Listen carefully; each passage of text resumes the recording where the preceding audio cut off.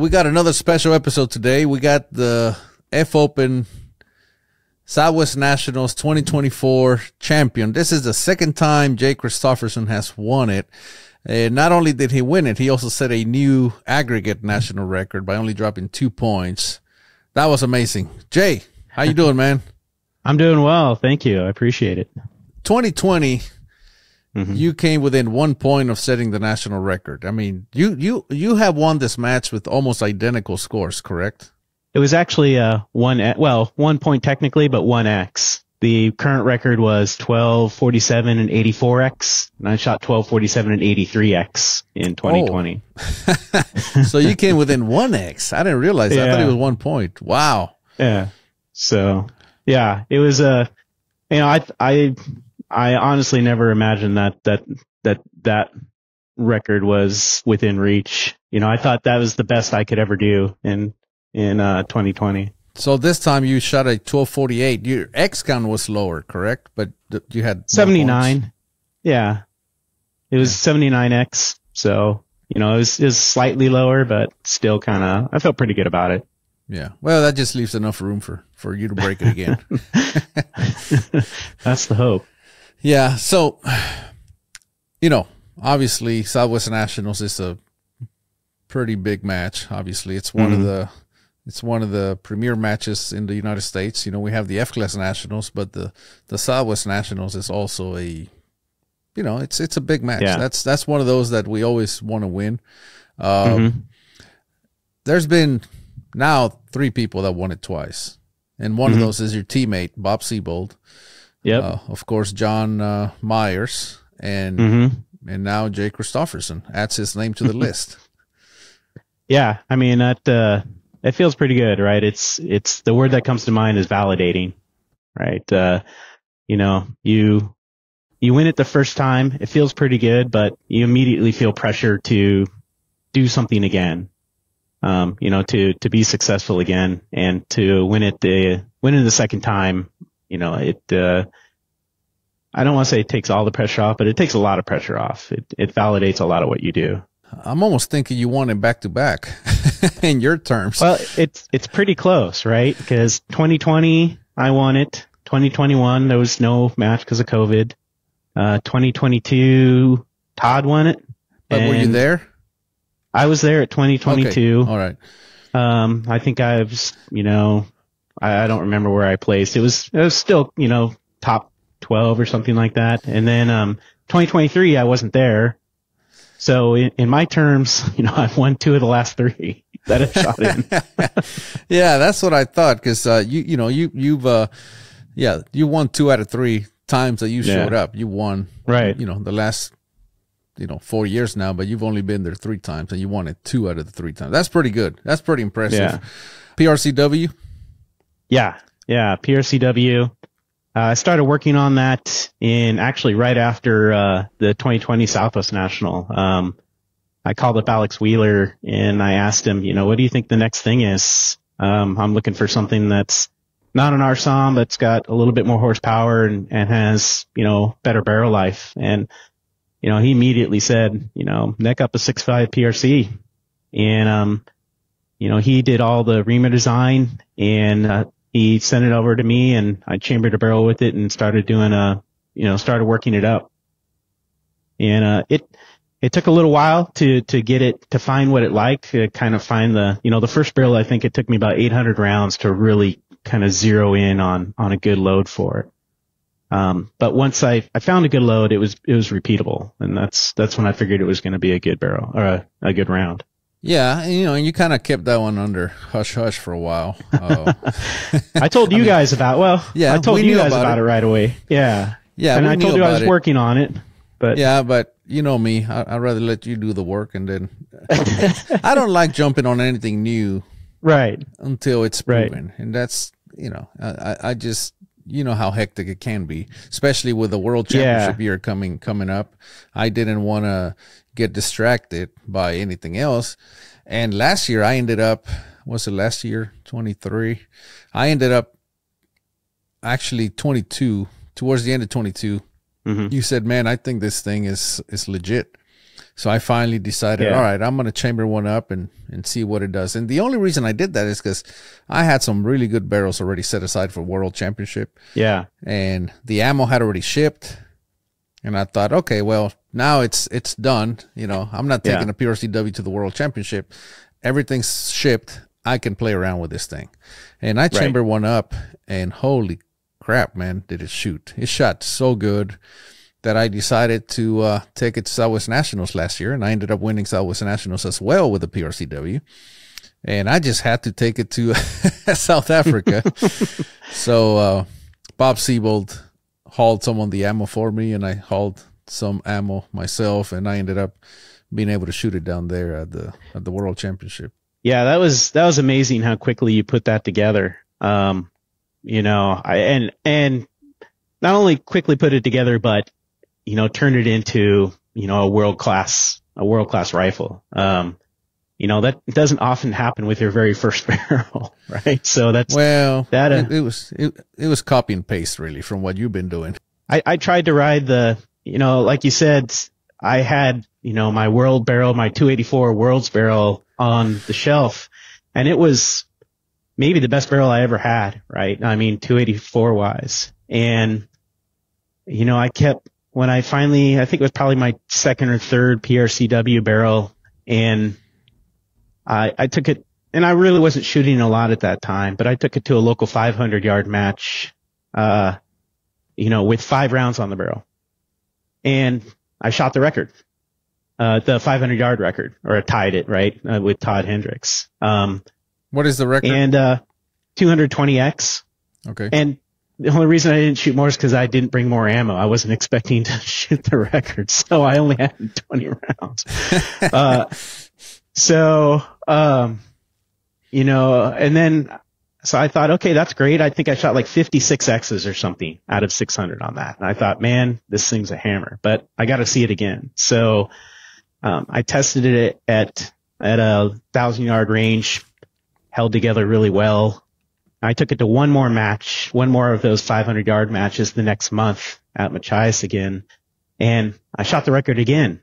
And this time I shot one more shot to get that 21X. It was unofficial because it wasn't a registered match, but you know, shooting 20X back to back like that, I was like, this barrel has to go to Worlds. Like, it has to go to Worlds.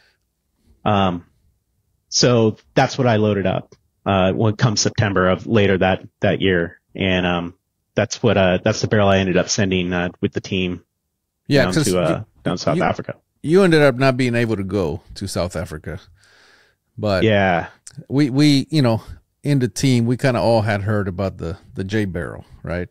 And, of course, Todd Hendricks, hit you up, and, you know, the beauty about all of us shooting board in actions, he said, hey, you know, what was that conversation like when he called you up and said, I need your barrel? It was great when Todd even suggested it, right? I had sent a note out to the team. I was like, hey, you know, I've got all my ammo's already in South Africa. I've got this barrel. It's outstanding. If somebody needs like a second, barrel, or just a spare, or just maybe whatever you have isn't shooting great, take my barrel. You got a board in action. It's going to work.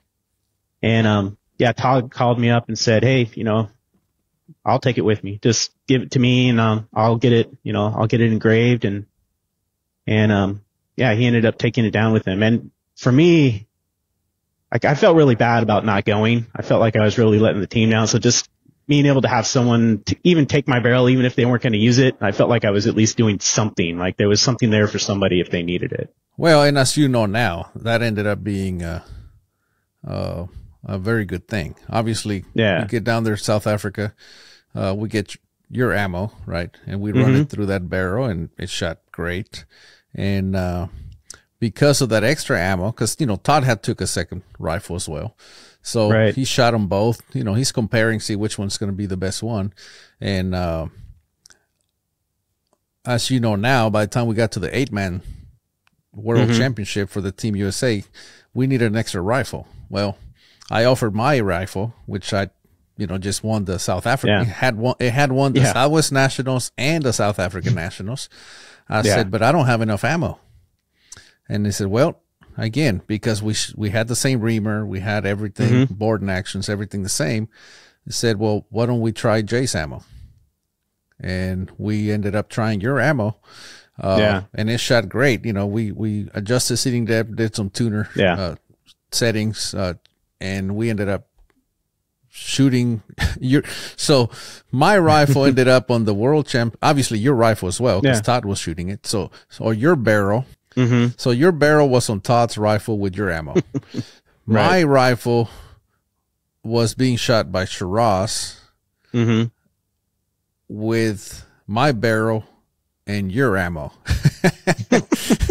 And we ended up winning the world championship. So yes, your stuff did a lot in contributing to the Team USA winning the world championship. Well, and that's when you know you've got a good load and a good reamer and everything else, right? When it swaps between barrels and like chambers and like setups like that, and it just shoots, like it just makes everything easier.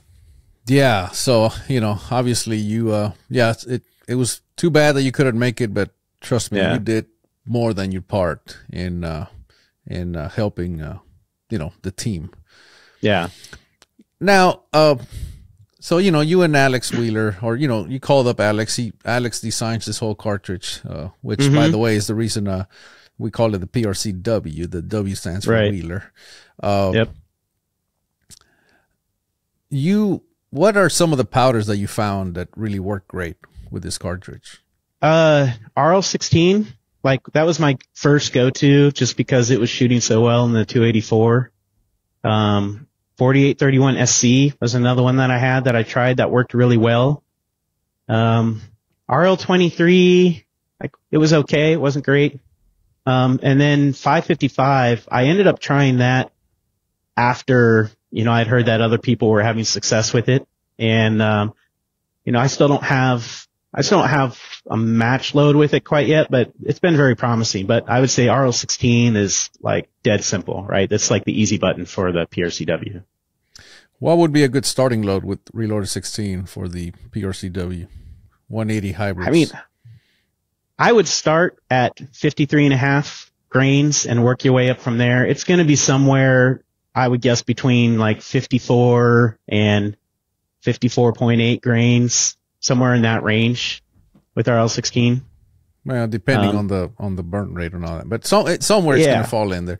Triple nickel, it's real simple. The starting load is triple nickel, 55.5. That's what I always tell everybody. You know, just start at 55.5 and work up from there. You'll find something that shoots. Yeah, exactly. You know, 4831 shortcut, I found that it's about 1 grain more than the starting load. Is 56.5 is what I tell everybody. It's like, so start there. You're gonna get something there.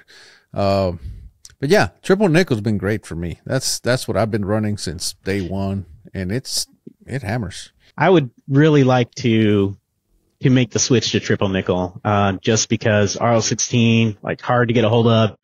It's almost $600 for an 8-pound jug now. Like, it's ridiculous. So, well, quit winning with it. Maybe it'll go down. Right. 180 hybrids, I assume.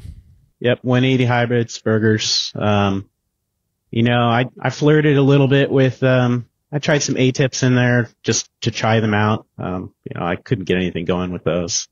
So, but yeah, 180 hybrids, again, kind of the easy button for 7mm, right? Did an interview with David Christian, one of our teammates. And of course he's got the whole progressive setup, but I'm seeing back there, you kind of have two, what is that? Oh, you got 3. Yeah. So you got, so you started with a 550. That's where it all started, right? Yeah. 550s, the ones over here. I had one of them. You know, I started that after Scott Harris. We had been chatting at one of the Southwest Nationals, and then he wrote up this big document on how to get one set up for precision ammo loading. And I followed his document. It worked almost right off the bat. I made a few changes after that, just, you know, for my own setup. And I've been doing that since 2018 now, so 6 years. And I ended up getting 2 just so I could have, you know, one that had my current like match load on it or match dies on it. And then another one that I could just experiment with. So you have your 550s and then you got a 750 behind you. Is that what it is? Yeah, it's a 750 on an auto drive. So I got really, really tired. You probably can't see it here, but there's a single stage Forster coax here behind me. I got really tired of processing brass by hand. You know, especially with the 284, I had 1,200 pieces of brass. And at the time, I was really trying to make sure that they were all, you know, the same number of firings, and I was trying to rotate them correctly. And you know, I just got tired of pulling the handle 1,200 times to size brass. And so, I decided that I started looking around for auto stuff, just auto progressives. And I ran across the auto drive and saw I could put a 650 on it. And, so the very first thing I did was set it up to process brass. And, you know, it was fantastic at that. It's so easy. Like I've sent you guys videos of it, and you just set it off and go do your thing. You know, you listen for the Dylan, the case feed to stick once in a while if a case sticks. But other than that, it's been working perfectly. And then since then, I bought your bullet flow system for pointing bullets and, sorting bullets. And that's been like just an amazing upgrade for it. That's what I used at this last Southwest National, and it's so consistent compared to doing things by hand. So yeah, it was one of the best investments I've ever made. Yeah, the 750 I've been using for a while. I remember back in the when you first started with the progressive, I didn't get the blue one. I got a different color one, if you remember correctly, and mine broke. Do. Not long after I started, and I said, enough of that crap. So I kind of got away from it, and then I finally jumped into the 750 with the auto drive. And man, I can't think of any other way to do it nowadays, honestly. It used to be that, you know, I would have to plan so far in advance to have everything ready, like my brass ready, my bullets sorted and pointed. You know, I would have to plan several weekends in advance, and I'd be spending the whole weekend doing that stuff. Now I do all my sorting, my pointing, and my brass processing all in a Saturday. I just plan it all out. I pull out the annealer. I've got the auto feed for the amp annealer, anneal all my brass. I set it up and run there. Then I swap over the plates, and then I put on the bullet flow, and I start sorting bullets, and then I point them, and I'm ready to go. So yeah, it's an amazing time saver, and there's no loss in accuracy that I can find. So yeah, I mean, that was the one thing that I used to worry about is what am I giving up, you know? And nothing. That's the bottom line. I'm giving up nothing. Yeah. I've ran it long enough now that I can honestly say you're giving up nothing moving to a progressive. Yeah. Of course, you have the Dylans, and now they have you talk about the auto drive. They make their own version. They have the Mark 7s. Those are a little bit heavier duty, which honestly I'm gonna try out because I want to leave. I want to leave my Dylan set up for my bullet flow. Yeah. And I'm gonna experiment with now that the World Championship year is over and I have a little bit of time to play around, I think I'm gonna experiment with the Mark 7 and just see what's there. I know they're built a lot stronger, but I don't know that we need it. Yeah, I really wouldn't mind having another auto drive just so I could have one permanently set up to process brass and one permanently set up with a bullet flow to do bullets. I mean, there's still kind of that whole swapping plates and getting it, kind of dialed back in. I know, all those 10 minutes. I know. Well, see, that's what happens when you're so efficient at processing brass that even those 10, 15 minutes that it takes to swap something over, you don't want to do. And that's where I'm at. Yeah, I'm thinking, I went to SHOT Show and I saw the Mark 7 units and I go, man, these are pretty nice. I'm probably going to get me one of these and set that up for brass, and then I can have the 750 just for bullet processing. When I want to go into my reloading room, I want to go and reload. I don't want to be doing anything else other than prepping brass, prepping bullets, and I see I have this vision in my head where, I have a, Mark 7, prepping brass, and then next to it is my Dylan 750 pointing and sorting my bullets, and then I have the amp annealer, annealing brass, and I'm just there sipping on scotch or something. Yeah, exactly, don't do that. Right? Don't drink and reload. But it's a vision. Yeah. It's a vision. Leave me alone. I know. I feel what you're talking about there. That's kind of my how I would like things to be going for me as well. Back to the reloading. You know, there's you and I are very similar. I mean, we're teammates, so we discuss this stuff all the time. But we're very similar that you don't clean your brass. No, you know, I mean, I clean it in the sense that I wipe it off, right? I wipe lube off because I don't like, you know, lube in my chamber. Yeah, but, you don't want to leave the lube on the right. brass. But yeah, I don't like tumble it or anything like that.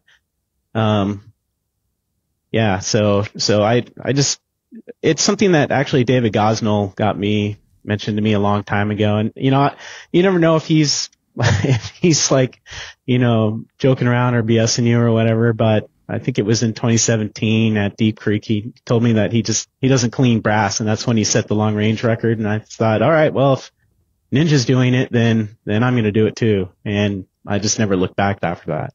I started doing the same, just quit cleaning. Yeah. Like I said, I wipe. You know, I put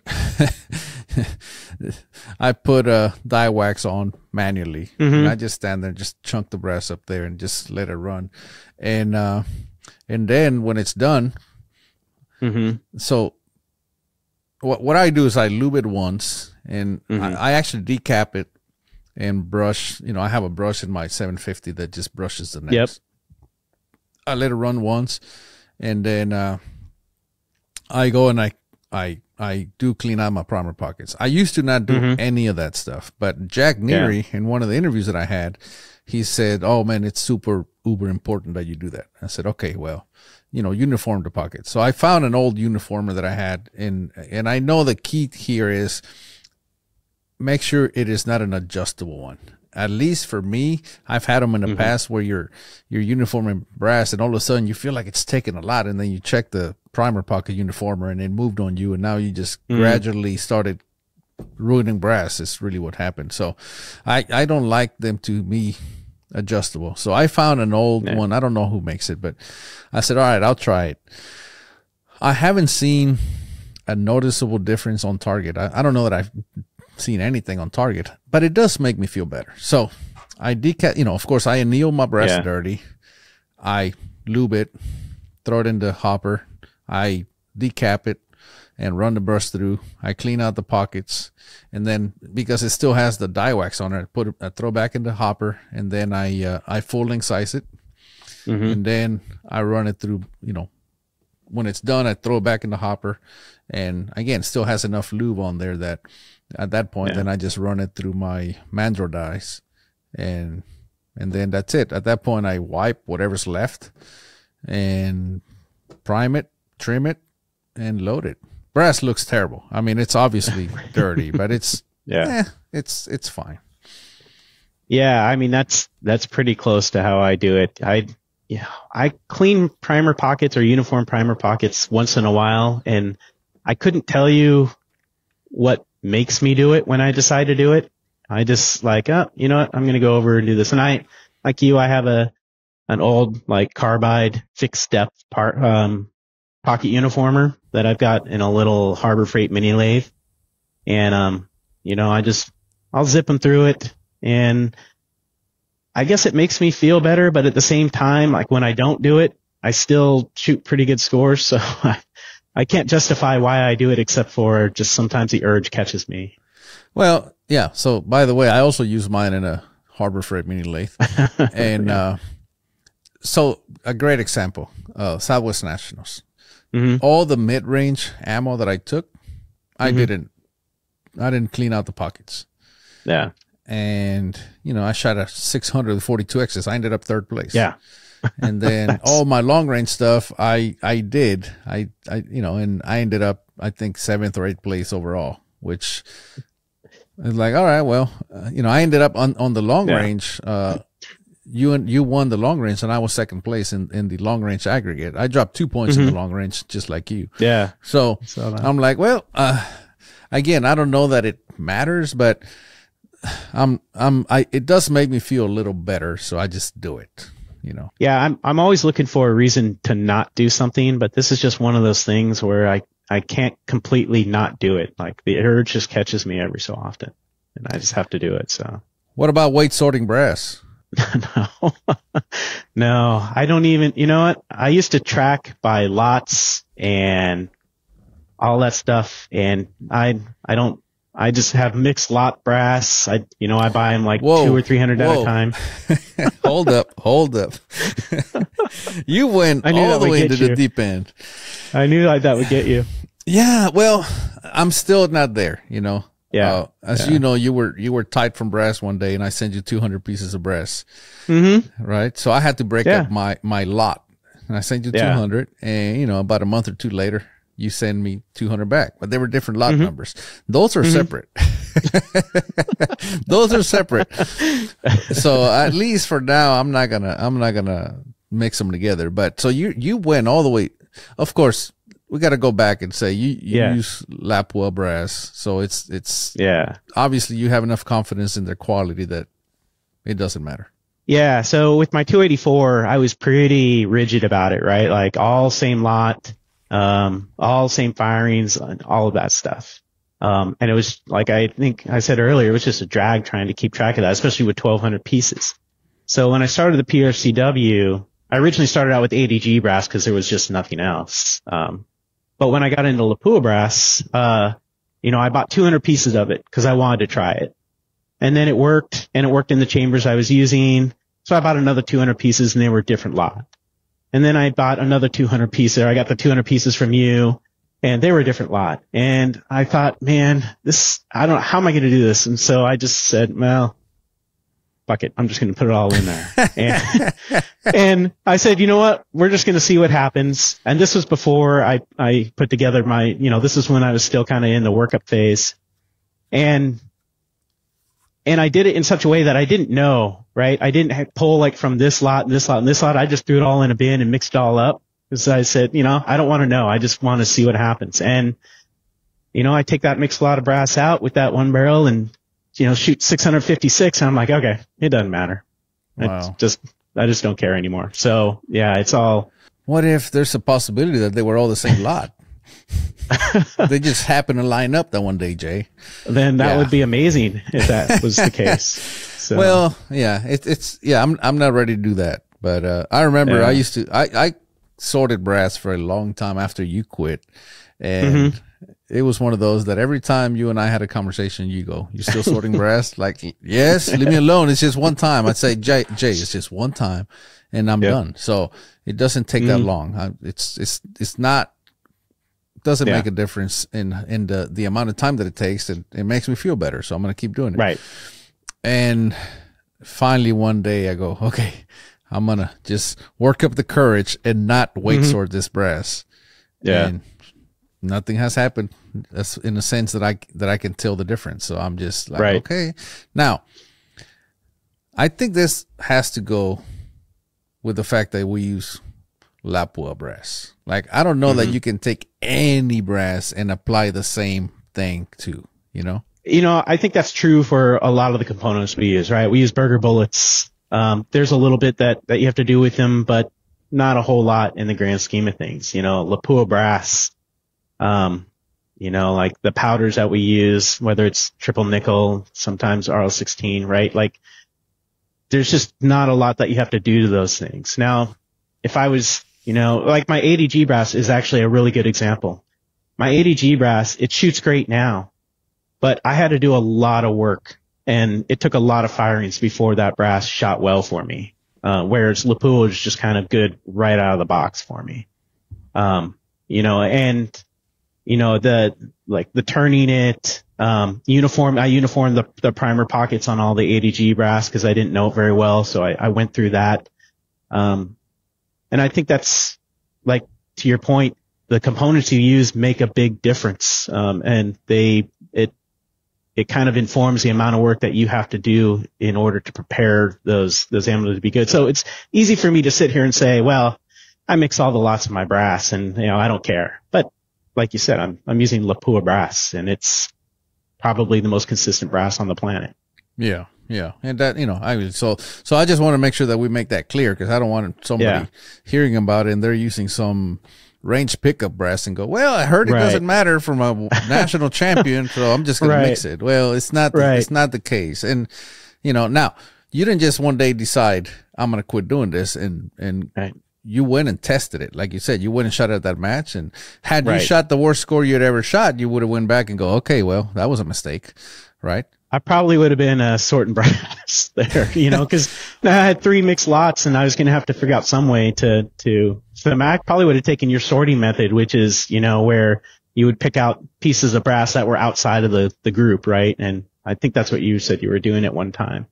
Yeah. At one point I was doing the, where, cause I used to weight sort. Right. And, David and I talked about this, how at least for myself, I tested just about everything I could think of.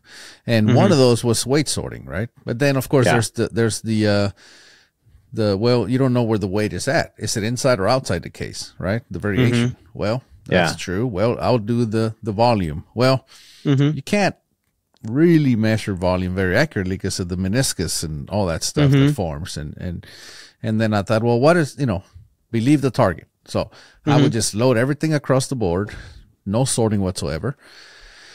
I work up a good load, and then I just go to matches. And everything that hit where the X was vertically, I put those in one pile.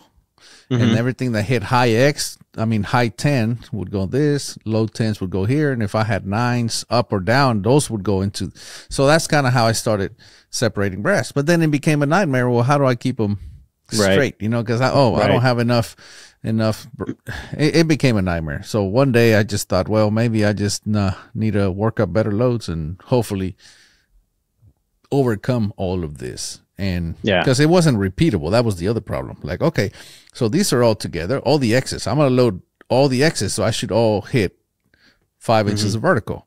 Well, it wasn't true. So I thought, okay, so now I got some X's and more 10s, more high 10s and more low 10s. Well, then it's like, well, wait a minute. What part of that is the bullet? What part of that is the load? What part of that is the wind? Yeah. So anyway, I just finally gave up on that. Yeah, that's kind of, how I feel about so many of the things that we tend to do is, like primer weight sorting is another one that I hear people do that I have the same kind of thoughts about. Like, what are you weighing when you weigh that primer? Are you weighing the anvil? Are you weighing the charge weight? Are you weighing the cup? Like, how do you know, and how do you know what the distribution is supposed to be between those? If they're all identical weight, why are they identical weight? It's not necessarily because of the primer charge. So when I hear people that do things like that, not just with primers, but with anything, when there's a lot of variables that you don't know, then I start to wonder, like, what's the value of doing that? Can you see the difference on the target? And, believe the target is exactly right? Like, for me, that's the ultimate arbiter of anything I do. If I can't tell the difference on the target, then I'm just not going to do it. It may make a difference if I was shooting bench rest for ag or something, or for group, and if I could tell the difference between like an 1/8 of a minute and a 1/16 of a minute or something like that, I might do it, but I'm shooting for score. And while group size is important to me, like that last 0.005 MOA, I don't care to measure that. I don't need it. So for me, again, the target is the ultimate arbiter. If I can't see the difference, I'm just not going to do it. Yeah. And it's, you talk about that 1/16 of a MOA. Like I said, we don't need it as long as, because we don't need it because we're comfortably inside of the 10 ring, right? So, you got guns. I know you like to tune your guns to shoot about 3 to 4 inches at 1,000, 5 shots, 20 shots. I know you like them around 5, 6, 7 inches, so you're a full 1.5 inches inside of the full, of the 10 or the 1 MOA circle. If you have a 20 shot, 3/4 MOA gun at 1,000 yards, you have a pretty good gun, right? Yeah. I mean, all things being equal, if I had a perfect condition and I was able to just, gun them all out real quick, I know I could probably, my rifle's probably capable of shooting a 20 shot 4-inch group or 3.5-inch group. And that would be amazing, right? That would be perfect. I would have no problem at all with that. And I've shot, really small, like you have, really small 5-shot groups. I've shot 5-shot groups that are 1.5 inches at 1,000. So if I'm kind of in that range, like I'm feeling pretty comfortable.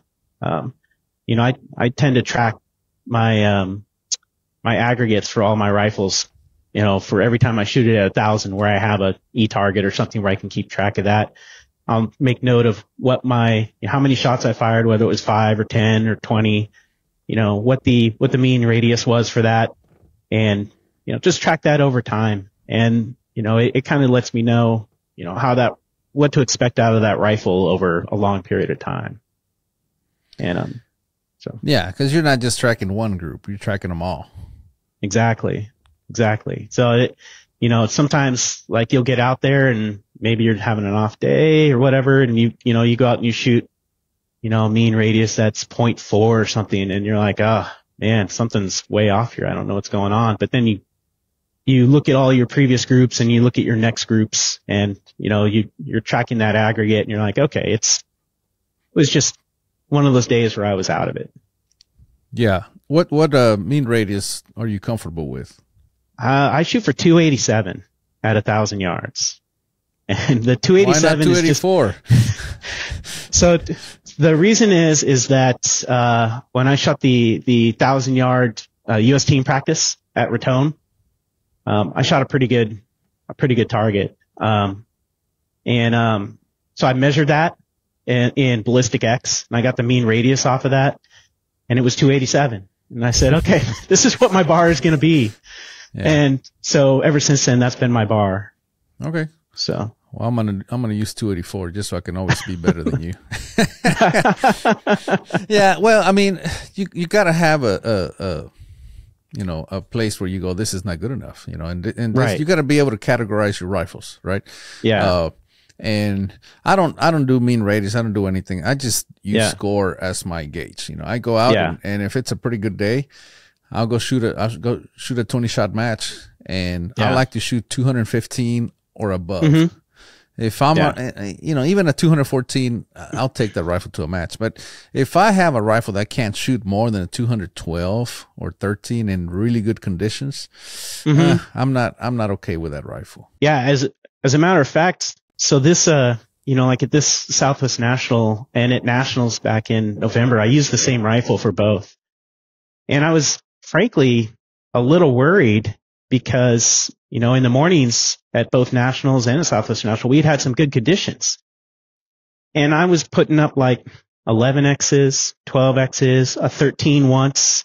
And I was like, man, that's, even though I was clean, I was like, boy, I left a bunch of X's there. I should have had more. I'm not feeling that good about it.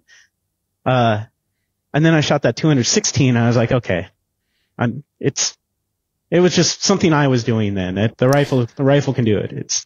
Well, sometimes, like Jack Neary says, when the rifle shoots good, we take too much credit, but we also take too much credit when it shoots bad. Sometimes it's a half MOA circle out there, and you're trying to hit it 75% of the time or higher.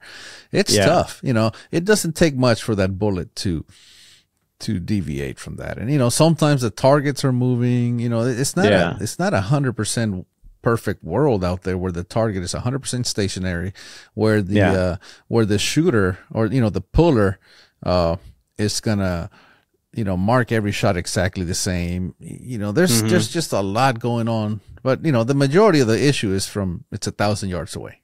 It takes literally so many things, very little to shift that bullet. I mean, because for you to miss an X, it doesn't take 5 inches. It takes 2.5 to go from the center to the outside. It's tough, but and you have to a lot of guys, I think you have to remember that your general group size as well, right? Like back and forth in the X ring isn't necessarily the condition. That's just, what your group does. That's just your rifle. And so you're seeing that and you're making adjustments off of that, right? Like I'm holding half more this way or half more this way when I don't really need to, because that's just the rifle. A lot of shooters make their groups bigger without even knowing it. Because, let's just say they have a great rifle and it's a 5-inch rifle, right? Yeah. That means if it's a half MOA rifle, that's an excellent rifle. But if you're aiming dead center, that means some shots are going to hit the line on the X, right? Exactly. And then if they hold the same place, the next shot may hit the line on the other X, right? That's an excellent rifle. But what's going to happen? They're going to shoot. Yeah. They're going to hit the line on the right, and then they're going to move to the line on the X on the other side. And then let's just say they get the same shot that goes a quarter MOA outside their call to the left. Well, now they just hit a pretty deep 10. And now they're going, well, this rifle sucks. Well, no, if you had just left it alone, you would have had a 200X, 220X. But, that's one thing that we don't think about. We ourselves are oftentimes making the groups bigger than they need to be. I do it all the time, right? It's funny when you're laying down there, especially in the middle of a string, you're expecting a center X, right? You're aiming for a pinwheel X oftentimes, especially in dead calm conditions. And when it doesn't come up that pinwheel, you're like, okay, what did I miss? Is it there's a little breeze out there or something? And you forget that as good as my rifle is, it still has a group size to it that you have to just account for. And it's even worse when you don't have like a perfect wind zero at 1,000, especially in calm conditions, or you're not centered elevation wise, right? You're moving that half-inch ring, outside the perfect center, and now your rifle looks even worse because it's not doing what you expect even in calm conditions. Shooters not centering their groups is a big problem that I noticed, especially the newer shooters. Because, you're down there in the pits, you look at the targets, you're pulling targets. Yeah. Countless times have I scored shooters that are only using half the target. They're only using the right half or the bottom half or whatever, and they're catching nines. And they're like, well, my rifle's dropping shots out the bottom. No, your rifle shot amazingly well. It's just your group was shifted down. If they had just shifted it a quarter MOA up, they would have had an amazing score. So a lot of it has to do with the shooter. And, exactly. And being able to manage their group. But it's really hard to paint a picture in your head of where all your shots are going, Especially when there's mirage too, right? And you see that white spotter come up in heavy mirage, you're looking through your scope, and you can't really tell the nuance of how high that is in the X ring or in the 10 ring or how low it is. And, you're trying to get it centered up, but, how many times have you been kind of hanging low in the X or 10 ring and you've clicked up one, suddenly you're at the mid top 10 ring and you're like, wait a minute, well, that's not necessarily your rifle. That's just because you're not centered up. And so, it's like you said, it's something that I think is hard for a lot of shooters to manage. Oh yeah. I hear that all the time as well. It's like, I was kind of hanging low and then I put a click up and I went out the top. A click is 0.125 inches at 1,000 yards. Right. You got a 10-inch circle. That one click's not going to take you out the top, but it's just so much going on. You were likely not centered up in the first place. And if there's heavy mirage, your hold is probably not perfectly level across the target anyhow. And, it's a skill like any other, being able to read that hold. I had a conversation with a shooter at Southwest Nationals, and he was telling me that he holds for wind condition vertically as well as horizontally. And I'm like, holy crap, how do you do that? And he goes, oh, you can tell. I'm like, I can't. I'm scared crapless to even just hold out there, much less try to play the elevation game. Because we know aerodynamic jump. I understand. When the wind's coming from the right, the bullet's going to go up. When it's coming from the left, it's going to go down. And the only time I actually click my scope is if I'm shooting a really heavy, for example, left to right wind, and I'm shooting pretty heavy, and then and I'm centered up, and all of a sudden it goes dead, and then it goes the other way, and I'm running out of time, and now I got to shoot the right to left. I click my scope just like a quarter MOA or something. Just elevation wise, because I know it's going to be a shift but we're talking extremes. You know, you're holding 1 or 1.5 minutes left, and now I'm going to go to hold 1.5 or 2 minutes right. So now we're talking about 3 to 3.5 minutes of difference. I think it's I click in about a quarter MOA, just because if it's there, it'll help. But if it wasn't, I'm still should be able to catch the 10. When I get big changes like that, that's all I'm looking for, is to catch the 10, right? To show me where I'm at. Like, so I do the same thing. I just do one click though. And, I might come a click down or click up, depending whether it's left or right and how big the change was.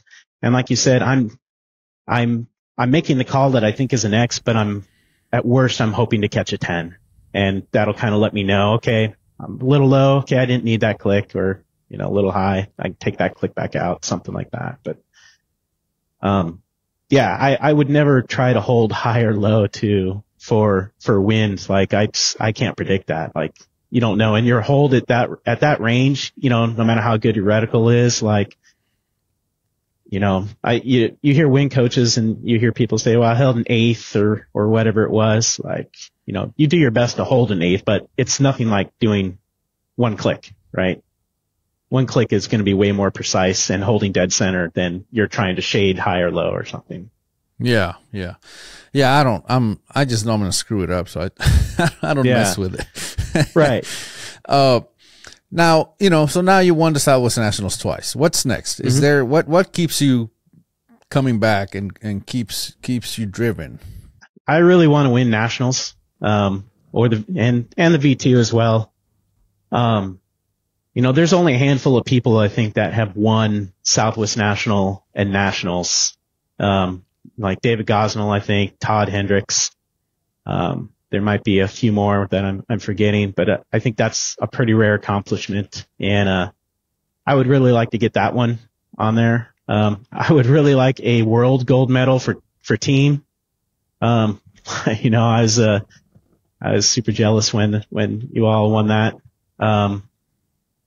V2 is on my list as well. I think, that maybe selfishly so. I think that's an up and coming match. And I think people see that as something that's not that easy to win, right? It's a challenge. And I think that, you put those matches that are a challenge over multiple days. Those are the ones that you want to win, right? Those are the ones that you want to be competitive at.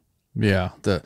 The Triple Crown, you have the Southwest Nationals, F-Class Nationals, and the V2 finale. That would be, that's David Christian's the one that mentioned that to me. So that's the Triple Crown right there, which I believe it is. That's the 3 matches in the U.S. that are, if you can win them all, that would be an impressive accomplishment.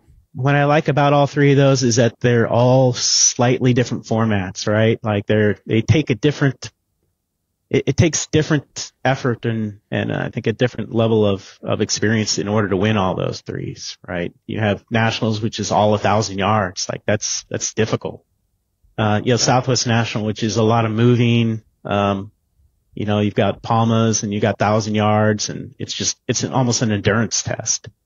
And then you've got the V2, which is all pure pair fire, right? I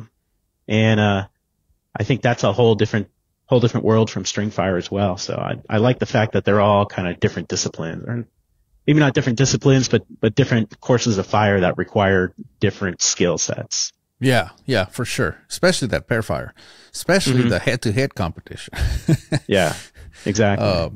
It's the thing about, the typical F-Class matches that we shoot, Southwest Nationals and F-Class Nationals, there's an element of luck. And I think there's an element of luck in anything we do. Mm-hmm. But, you might get that puller that's pretty good. You might get that lane that's pretty good, right? But because it's only you on that score, for example, on that lane, it's only your score. You could get a slight bump in your aggregate score, which, in your score, which at the end of the day is an aggregate score. The thing about V2 Finale is you're going against the person right next to you, and you guys are on the same target, same wind conditions, same everything, alternating shots. And that it doesn't matter that you shot the best score you've ever shot. It doesn't count to the aggregate. It only counts against that person, and that's it. So the V2 Finale eliminates all kinds of luck. Well, eliminates a lot of it. I know there's still luck involved, but eliminates a lot of excuses. Yeah. There's a lot of range excuses. Well, I mean, there's a lot of range excuses in string fire, right? Like I had a bad puller, or, I got relayed because those guys were 2 hours before me and the conditions are totally different. And those things are all valid to a certain extent. But you can't control any of those things. And V2, the only thing you have to worry about is the person next to you. Right? Like you said, all of the things that you don't have control over, like that person next to you has no control over those exact same things. And so that's what I like about that. Yeah. It's totally different format. Now, if you go overseas, you're pretty much going to be pair firing all the time. So I think it's a very good skill to have, to be able to pair fire. Just forces you to read the wind, forces you to really come up with a plan of managing the wind. String fire, like we used to, you get paired up with a good puller, man. You can just chase that spotter and win championships. I mean, nothing wrong with that. Fast enough. It's part of the game, right? Yeah, I mean, it's a strategy, right? I mean, you get a fast enough puller, it's a strategy. People can look down on that all they want, but we've all done it. We've all chased the spotter when the conditions and the pulling is right? If that's the best strategy, then that's what you do. Yeah, exactly. Everybody else is doing it, or they should be doing it if the conditions are pristine and you have a good puller. Hammer down. Right. Now, what about, now the PRCW, right? It's kind of the new kid on the block. What do you think about the 300 WSMs and the bigger guns that were kind of making a splash? There's some guys that shoot WSMs that are really successful with it. Like John Myers was for a while. Like Tim Vaught, I've seen him shoot a WSM and be really successful. Matt Basala, Norm Harold. And every time I see that, I think to myself, man, I better figure this thing out, because if I don't, they're going to make it work, and suddenly they're going to be killing everybody with a WSM. But, I shot a WSM in 2019. I took it to nationals, and it was the best mid-range gun I ever had. Like, it was just, I couldn't not shoot it clean with it. And I got the long range, and I couldn't control it. Like, I'd be sitting there and I'd be hammering X's, and I'd be shooting great, and it'd be perfectly calm, and guys would be cleaning around me, and I'd stand up with a 198 with 13X or something. And cause I dropped too high or low, and most likely it was me, just because that rifle is so hard to control, or that round is so hard to control, especially over a long period of time. And, hats off to the guys that can do it, but I think it's not something that everyone can do, where I think something like the 284 and the PRC is something that anyone can handle. It's such a mild round.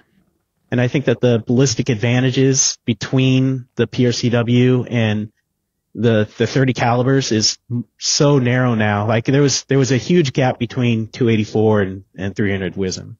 Now, there was a small gap between RSOM and 300 WSM, but the RSOM was such a barrel burner that, you had the trade-off was you're going through a lot of barrels. You're going to be working up barrels constantly. The PRCW, I think, I've heard of good shooting barrels going into, 1,500 rounds. I have one barrel that's coming up on 1,100 and still shooting great. And, I just think that the ballistic advantage is not as great as it used to be, and it's probably just not worth the pounding you're going to take with a WSM. Yeah. I've tried the WSM.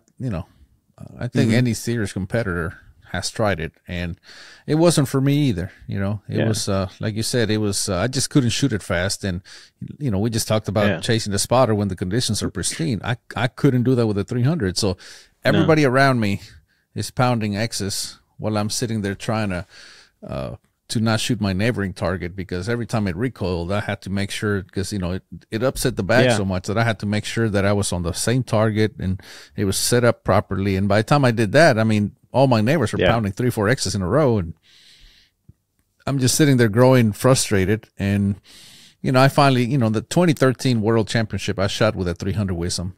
And, after that, I was like, I kept shooting it for a while, and I finally just said, nah, no more. I went back to the Shihane, and then I realized how easy it was to shoot good scores with a Shihane. Yeah. And that was the same for me. I spent so much time shot to shot, just ensuring I had a good hold, ensuring everything was right, you know, before I pulled that trigger. Cause if it's a little bit off, like that shot is going, you know, you don't know where it's going. Yeah. And, I couldn't handle that it was too much effort, over the period of 3 or 4 days of shooting. And of course now, Lapua is releasing, 300 WSM brass. So I think that's going to make a lot of shooters try it anyway. I think a lot of shooters are still going to be successful with the 300. It's a great round. It's very easy to load for. And I think those that can figure it out, it's probably going to be worth the squeeze to play with it, but you know, especially with a good brass coming around. Yeah, I think if there's guys who can, like you said, who can make it work over a long period of time, I think it's worth it. It's just I don't think I can do it. I don't think that I just wasn't successful with it, and I don't know if I ever would be. It's just a little too much for me. I think if we pair fired more, it would make more sense, because now you're not trying to shoot fast. You shoot, you have plenty of time to get it back set up, and you know, and obviously making cold calls every time. The better ballistic would help, you know, the 300 ballistics. So that's a great point, actually. And I think that's something that we've seen play out in the V2, where, you know, for the longest time, 284 was dominating string fire, right? Just dominating it. Like, you had to go a long way down the list before you found someone who wasn't. But when we got to the V2, almost immediately, like, Arsom was dominating, right? Like, Magnum suddenly started dominating. Why is that? Because now, you know, now you're getting that ballistic advantage, shot to shot. You've got time to set up your shot. You got time to execute. And I would not be surprised at all if what you said is absolutely true, that in string fire or in pair fire, you know, something like a 300 Wisdom will start to be dominant, just because you have the time to do that, to do those things, to set up and execute. Yeah. The V2 finale has really outlined some differences in our sport. And, you know, you were talking about the different formats. That pair fire, it has the V2 finale. We've only had it 3 years, but it's been won by Magnum every time. I'm really interested to see how TSRA goes with pair fire. You know, I have a suspicion that we're going to see, I mean, obviously there's lots of Magnums, right? Like 7 PRCs and stuff in there now, but, it would not surprise me to see, people at the top of the sheet who are shooting like a kind of maybe a heavier Magnum variant that has a little bit more ballistic advantage, like Doug Skogman's 7 Wisdom, right? With, you know, higher ballistic bullets, or maybe a 30 caliber Magnum of some type. It wouldn't surprise me to see kind of that shift, especially if it gets windy down there. Yeah, which I hear it is. And I've seen it when I travel overseas. You know, especially at Bisley. You know, there's a lot of 300s on the line. There's a lot of 7 what do they call it? 7x300 or 7-270 WSMs. There's a lot of 7 WSMs. I mean, those guys are launching those 180 hybrids fast. Yeah. I don't even want to tell you how fast, because it's fast.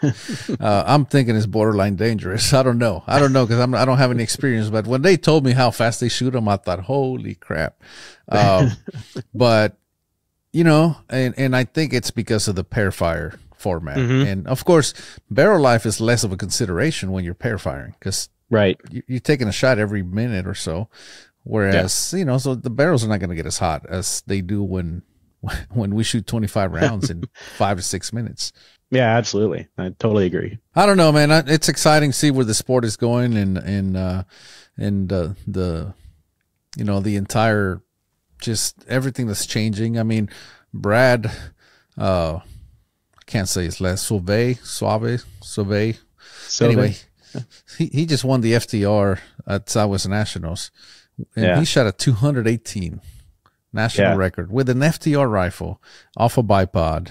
That is mind blowing. I mean, that is an incredible score with a 308. And I think he set the match aggregate record as well. I want to say it was like 1244, 1245, maybe something like that. It was some insanely high FTR score. So yeah. That's pretty impressive. I mean, it's all the evolution and all the better components and the better barrels and actions and scopes and, you know, this evolution of all around, right? Just as an observation, I've never seen so many cleans in my life at a match like Southwest National across 600 and long range. Like, you know, 600, you had to go down to almost the second page before you found someone, you know, after like the first relay, before you found somebody who wasn't shooting a 200. Yeah.